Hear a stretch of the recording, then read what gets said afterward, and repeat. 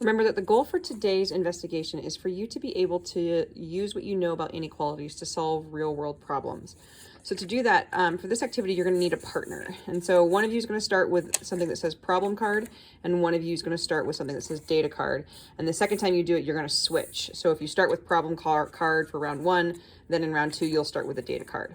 So if you start with a problem card, you're essentially going to read through what's on your card and think about what information you would need to get in order to answer this question. And then you can ask your partner those specific questions that you need, and you need to be really, really specific to get the key information. And you can explain to your partner like how you're going to use the information to solve the problem. And you might need to ask several rounds of questions based on what's on here. And if you have the data card, you can only give them what is exactly on here. So you can't elaborate any further. You're just going to give them what's on here exactly. So if they're struggling at all, you might give them some nudges to think, what specific information do you need? Or like, why do you need that information? Or how will that help you solve the problem?